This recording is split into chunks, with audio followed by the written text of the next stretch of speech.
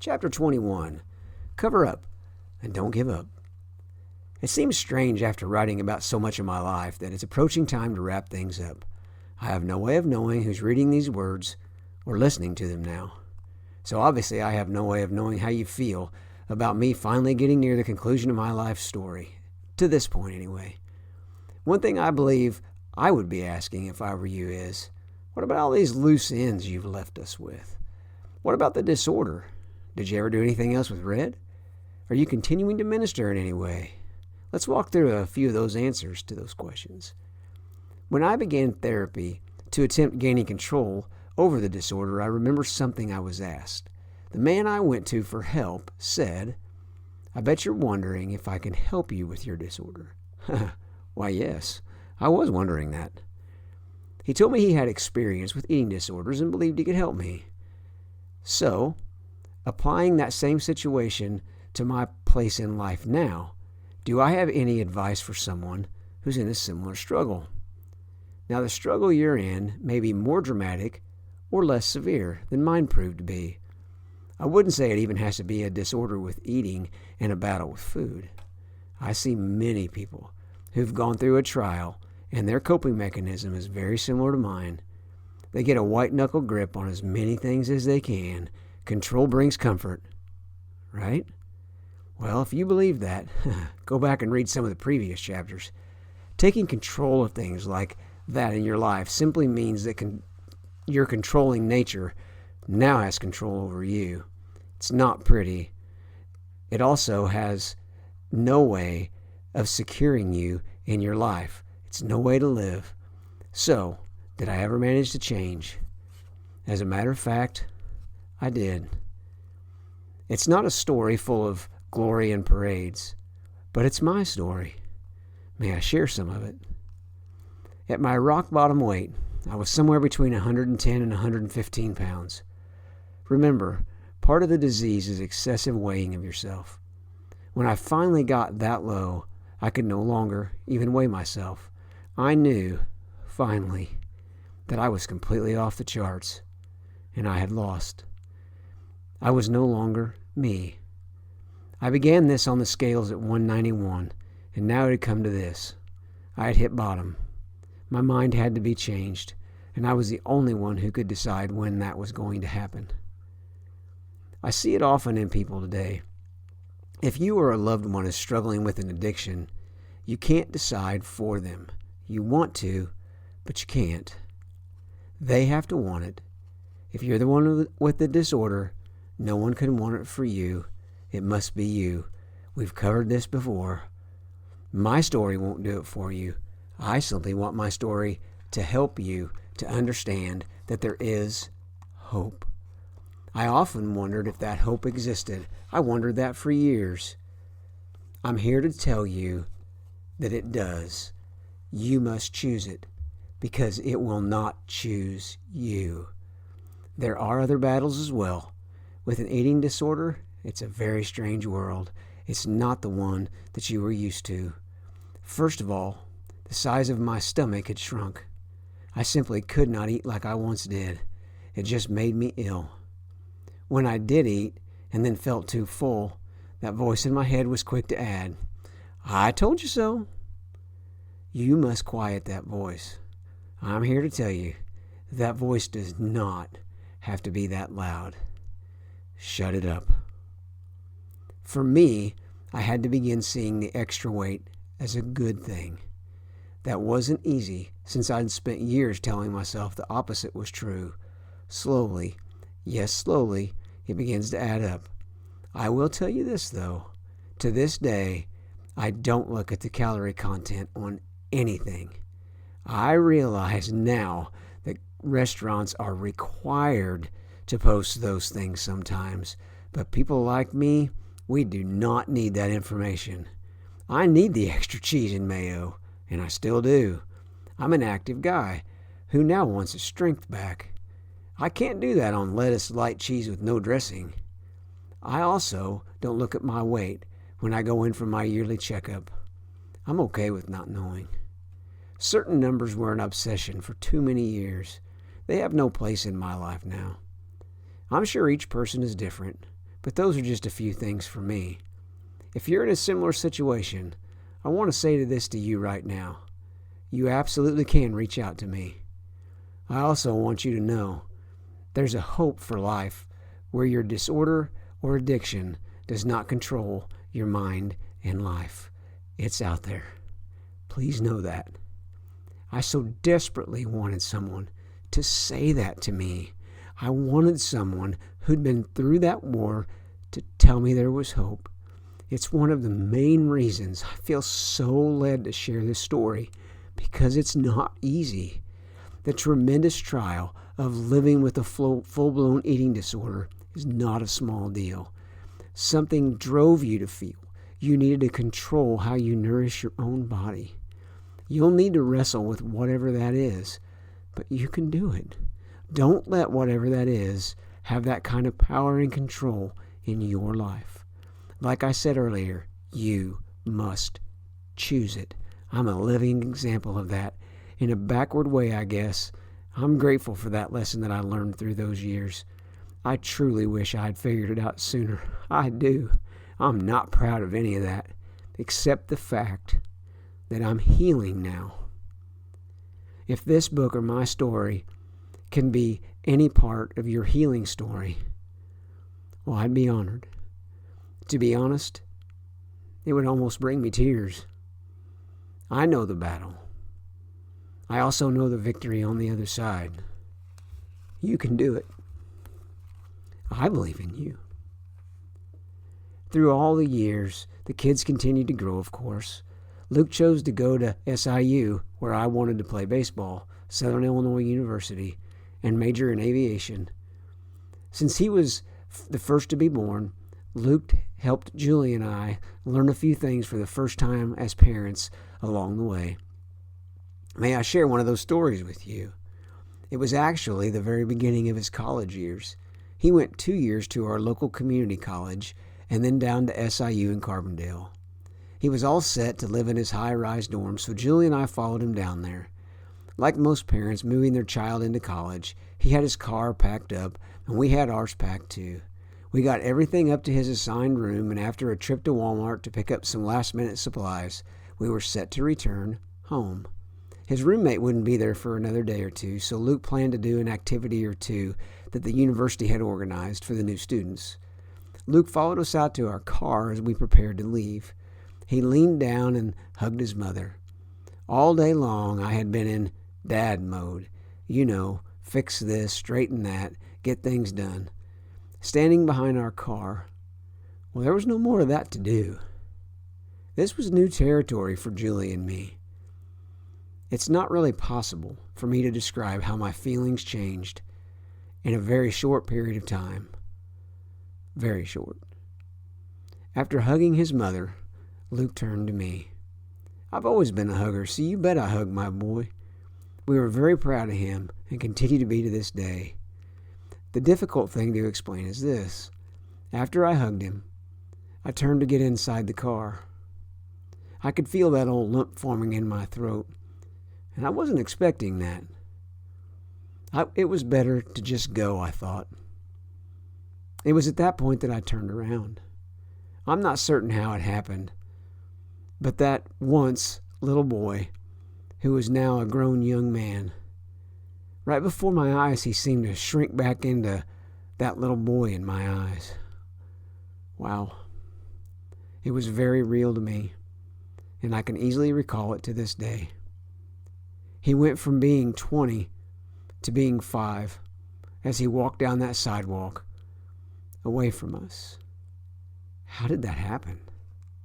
It took everything I had not to shed a tear. Not to shed many tears. Maybe I did. I know Julie and I just rode along in silence for several miles. It was a unique moment in all our lives. Maybe you have something like that in your life as well. Jack grew up too, of course. He was always fast-paced and loved technology. It was no surprise that he chose his major in college at Illinois State University in Bloomington. I should mention that Luke and Robin were there, living as well at the time. Jack was a technology major, and he's continued in that trade today. Luke had landed a job up in Bloomington at their airport right after he graduated from aviation and SIU, and Robin joined him up there shortly after she graduated, and they were married. It was good to have both my boys in the same city when they were that far from home. Now Jack's in Evansville now, working in technology. Of course, we have stories from his time in college just like Luke, but I'll spare you those. Let's just say the one that comes to mind first is a call on a Sunday night as he's headed back. It involved a flat tire on the interstate and Luke driving 40 miles to pick him up. The next day, dear old Dad, me, drove 2 hours to change 4 tires in a parking lot in the winter. Ah, the fun. If you've had a child or two away at school, I'm sure you understand. Jillian is still here at home and currently in her junior year of high school. She's completed a nursing course and currently has her CNA license. With her heart for people and her patience too, she will definitely have a future in that field if she chooses to. I'm a blessed man, no doubt about it. The main reasons I wanted to share those things with you was to show you, even after the darkest times in life, light can come into your world. When I look back on the darkest days I had, there are 2 feelings that come crashing in. One of them is borderline disgust. I'm not proud of the way I spent many days in my life. God has given me a tremendous gift, and it's called life, time. I wish I'd done a better job of living it wisely for several years in my 30s and early 40s. I'm doing all I can to learn from it now. It's one of the driving reasons for me to write this book. I often wonder if I had a voice, or someone in a book, telling me that it would be okay, but also not listening to my excuses. Would it have helped? Would I have seen the light sooner? Maybe. Maybe not. I do wonder about that, though. The other feeling that comes on strong is gratitude. Yes, it probably seems odd that disgust and gratitude are the 2 words I choose to describe how I feel. They seem so unrelated. Why am I grateful for those days and years? But without those years, I don't know if I would have the deep appreciation I currently have for my life. I'm the only one who truly knows how bad it got in my own mind. It allows me to relate to people who feel like no one can relate to them. Oh, I can. I'm grateful for that. You bet I am. I'm deeply grateful for Julie standing beside me. That's even difficult for me to type out and say. I certainly wasn't acting like the man she married, and I'll never claim I was. The strength of the bond we have today is because we haven't always had it easy. Strength doesn't come on easy days. Strength rolls in when something's been tested. I could go on and on about how I feel about that incredibly sweet and special soul that he showed me all those years ago. If I listen close enough, it seems like I can still hear the clicking of the gears on her bike the first time I ever saw the new girl in town. How did God see to it that I received a blessing like Julie? I could never deserve such a blessing. So yes, I'm grateful beyond these words. One aspect of my life that I have had no way of seeing was ministry. As I've thought about who might be reading my story, I've wondered if anyone will be disappointed that I haven't covered my spiritual side more. Trust me, it's been on my mind. And if you know my life story, you know how much a part of my life it's actually been. Currently, I speak in several churches each year. I occasionally have a Sunday morning when I'm not speaking somewhere, but I speak on most Sundays. On top of that, I still have the radio ministry after almost 15 years of being on the air. Since I'm on that subject, if I decide to write another book, it may be a daily devotion based on those radio moments that I've written through the years. As you may remember, Julie encouraged me to write that book. In many ways, I think that devotional was what she expected me to write. Part of the trouble is, for the first 10 years or so, I threw away what I wrote and had recorded. Once I recorded them, well, why save them? I heard a quote that says it better than I can. I don't know who said it originally, But this is it. The only reason to save a sermon is so you can pull it out of the file later and weep over it. In other words, get better as you go, man. Since I've given the devotional some serious thought, I've begun keeping them. Who knows what the future holds in that regard? I'll have to let you know on that one. One aspect of ministry I never saw coming was helping families in their time of loss at funerals. I remember very well the first time the funeral home called me. The church I had called home for so many years, First Baptist, was without a permanent pastor at the time. A longtime member had passed away and the family was coming in from out of town attempting to make arrangements. With no other leadership in the church to call on, they thought of me. I'll be honest, if I could have said no, I would have. I had absolutely no idea how to lead a funeral. I'd only been to a couple of them, and I hadn't paid much attention to what went on and how they were conducted. I did say yes, and then proceeded to lean on the funeral home staff. A lot. They were great, and the rest is history. I do several funerals there each year now, and often for people who have no church home. I've also had the honor of leading services for both my grandmothers, as well as other family members. As I type this today, I have 2 services in the next week. This is beginning to feel a bit like I'm bragging, and I don't want that in any way, so I'm going to change the subject. I feel like I can help lighten the load for families and bridge a gap between chapters of life for them. If that's the case, count me in. As I said, it's an honor. I believe the appropriate way to wrap up this section on my life is with my relationship with Red. What happened to that mark? Is it still there? Am I still getting reactions like I always have? Those are just a few of the questions I think you may be asking. I'll lay out how things are doing and do my best to answer them. Yes, Red is still a part of my life. I see it twice daily when I look in the mirror. The first time is when I get up and go into the bathroom to get ready for my day. There Red is, just like it has been my entire life. I will admit, it is smaller than it was when I was a child.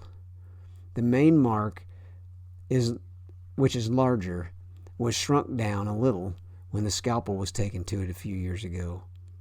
As I shared earlier, that attempt to rid me of Red wasn't successful. Red just fought through. The small upper mark is different as well. With the laser surgery I had on it multiple times, the tissue was damaged a little. It's lighter in color, has a slight indentation, but is definitely visible. If you're wondering, yes, I still hate that mark. I remember the evening like it happened yesterday. What I don't remember was what, if anything, brought me to the point of covering up Red. I certainly didn't have any makeup ready to roll out for an occasion like that. I just decided to attempt to cover it up and see what I thought. I did it right here at our home after I was cleaned up and ready to relax for that evening.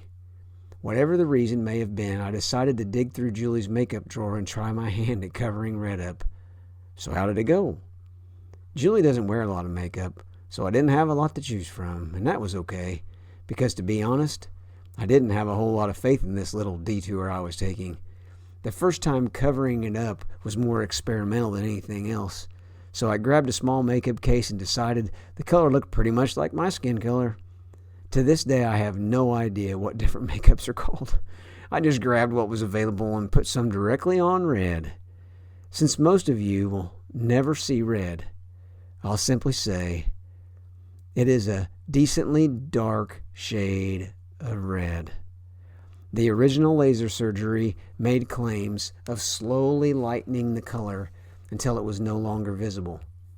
Since Red was just slightly lighter than the color of ketchup, that was a lot to ask. As I mentioned, the scalpel surgery had shrunk the size a little, but there was plenty of it left to cover up. Once I got it covered and an up-close view of it, I stepped back for a longer look. As I stared into the mirror, it was almost like I wasn't even looking at myself. I knew I was standing there, but who was that guy in the mirror? Is this what I'd have to look like if red would have never been a part of my life? This was one of my first thoughts. Another thought right there with it was, do I even like what I see? To be honest, I didn't like it at first. You see, just like those pictures from so long ago, my senior picture and my young boy picture where they just touched up red, it wasn't me. I'd lived my entire life with that mark, regardless of the good or bad times red brought. That was me. I almost felt like I was giving up. I'm sure a psychiatrist would have had a heyday with all those emotions that night. But the truth was I worked through it. It wasn't all at once, but eventually that war inside my head, heart, and soul subsided. Covering red up became my new way to roll through life. Obviously, Julie knew, but just like the fact that she never saw it in the first place, she didn't seem to notice the fact that I was now covering it up. As I write about my life for all of you to read, I could easily get emotional about that if I lingered on it too long. She didn't see it when we first met. She didn't see it along life's road. And now she was going to support me if I never wanted to see it again. I could teach a marriage seminar and never be able to tell someone how that part of her love for me is the very definition of devotion. That will be with me the rest of my life. It was around that time that I began to speak even more to groups in our area, to churches, and even more funerals, as I mentioned. I didn't attempt to speak more because of any newly found confidence with red all covered up. I was just offered more opportunities. I will openly admit, walking through this world with red under a good cover of makeup is much easier. Yes, it is. First, I'm not conscious of it at all. I've learned how to do the minimal covering needed to get through my day. It's pretty simple, really. Now, I guess it's a man thing. I don't know if it should be, but I'm not proud of wearing makeup. It's one of the reasons I'd hesitate to tell anyone that red still exists. I remember all too well how that retired doctor held my head in his hands and awkwardly looked at it for his own personal gain. I don't know if I'd handle that scenario as well today as I did that day. I seriously doubt if I would. For a while, I even used a substance that I had ordered that was specifically made for covering birthmarks and scars. I really liked it because it was thick and tough. It would last a couple days or more, and most of my days are spent outside in a harsh environment for regular makeup. It was just a trial size, and I didn't place another order. Now I wish I would have. I can easily get what I use, but it's not fancy. Well, that's enough about makeup. I'm beginning to feel strange writing so much about that stuff. It's simply a part of my life now. I no longer look at the guy in the mirror and wonder who he is when red's covered up. Each morning I look into the mirror and I just can't wait to cover red up for the day. Once I do, I rarely think about it again until it's time for the covering up again. As I said earlier, all the trials and heartaches I felt have created a real disdain for that mark. It's still very strong. Did I say very? I hope I did. When I look in any mirror, that place where red resides between my eyes, it's still the very first place I look. Some things will never change, and that's okay. I'll wrap up this portion on red and then this chapter. I would say having red covered up does give me more confidence. Maybe it's simply because I'm not wondering what other people are thinking about. It could be. I don't catch people glancing at my forehead randomly through the day now, even though I do avoid really close conversations if I can. Whatever the reason may be, I would never deny the fact that I have more confidence now than ever before. That trait is quite helpful when public speaking is a big part of what I do. I hesitate to call this the last chapter in my book about life. That sounds a little grim to me. Maybe I should call it my most current life chapter. I like that better. That one sounds a little softer. I'll continue in this story of my life with a chapter or two about significant things that I've seen in life. This chapter will conclude the walk through my life up to this time. As I write this, it's the year 2024 and I'll turn 55 years old this summer. My hope and prayer is that people will gain hope through any trial that may come their way by reading my story. From living with Red, the loss of a business, a full-blown eating disorder, and the depression it brought along, I spent plenty of time learning. Learning is one thing. Gaining wisdom is a different thing altogether. I hope I've gained some wisdom and met my goal of passing some of it along to you as well. I'll wrap this up with a quote from Coach Jim Valvano. He coached the underdog NC State Wolfpack to the NCAA basketball championship back in '83. He was a highly sought-after motivational speaker, and his career was phenomenal. Then, 9 years later, he was diagnosed with terminal cancer. Before he passed, ESPN helped fund the beginning of a cancer research foundation. It's named after Coach Valvano, the V Cancer Research Foundation. In a speech shortly before his passing, Coach announced the beginning of the foundation along with its motto. I'll offer that motto to you now. Even though I didn't hear it at the time, it encompasses how we need to address life, trials and all. Their motto is, don't give up. Don't ever give up. Now, dust yourself off if you're down. Take your first step. Truly, every single journey in life begins with our first step. So go on now. Take it. And don't you dare give up.